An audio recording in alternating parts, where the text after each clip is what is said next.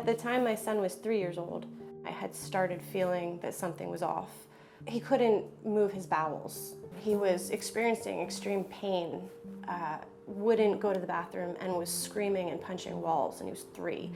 So I had taken him to many different ERs, about 5 in 1 week. The final ER had a surgical team check him out. His bowels were so compacted that it was just full, and he wouldn't allow himself to move the bowels. Easter morning on April 12th, 2020, my son told me for the first time, "Daddy touches my penis in a bad way." When I asked my husband, his father, about it, he got enraged, which was a thing because domestic violence was an issue as well. So I immediately took my son and left that day. We haven't seen him since. My husband was sexually abusing him pretty severely when I wasn't around, making him watch porn. It went further that the neighbors were involved. My husband was involved sexually with one of the people, and they were making my son take part in the sexual encounters they had next door.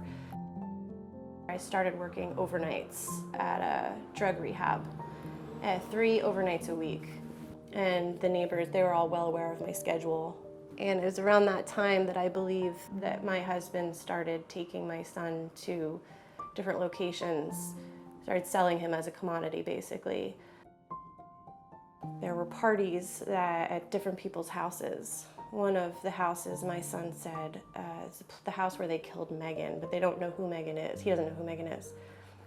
At these parties, there were other boys, other parents that my son said, mommies and daddies, that weren't nice to their kids either. There's a community near us, and they were giving my husband cash, wads of cash, and at which point they would take my son into rooms, lock the door, and they had put a dog squeaky toy in his mouth, made him sit in a chair in the middle of the room while they all took turns abusing him and making fun of him, and then sexually hurting him. He was made to sleep on the floor in these rooms, naked, woken up by flashlights and screaming when he had to perform again. Other little boys, he was made to fight for food while the adults laughed. My son also told me his father was involved in a couple of stabbings, one which resulted in a murder. One was on a boat where his father and 3 other men killed another man with a machete. My son was present. They decapitated him, gouged his eyes out, and threw him overboard. The police were his friends. I think at one point my son said to his dad he was going to tell the police, and his dad laughed at him and said, "The police are working with me."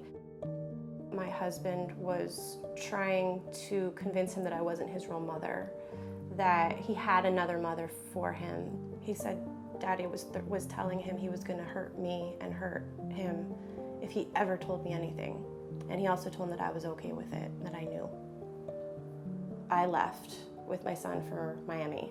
When I got to Miami, I contacted human trafficking at the state prosecutor's office, who within hours had contacted No More Tears. And No More Tears had us in a hotel for 2 weeks. They had given me gas money to get to the hotel, because at that point I was out of money. I'd driven for 2 days and paid a hotel night stay. No money, we had slept in our car. The next morning, No More Tears had set us up in a hotel immediately with food and money and gas. They didn't just put us up for a night or 2, they put us up for 2 weeks, which was the quarantine period, so no one else would even have taken us. And immediately I had relief, just standing in a weird place, with my son, who was scared too. It was just perfectly executed right when we needed it. In this environment, in this society, we're so focused on getting the money. I figured I was doing the income and the house and all this stuff for my child, but I wasn't tuning into him. He didn't trust me. He just saw me as like a person moving about the world, but I didn't have that connection until I actively started working on it. And at that point was when he trusted me.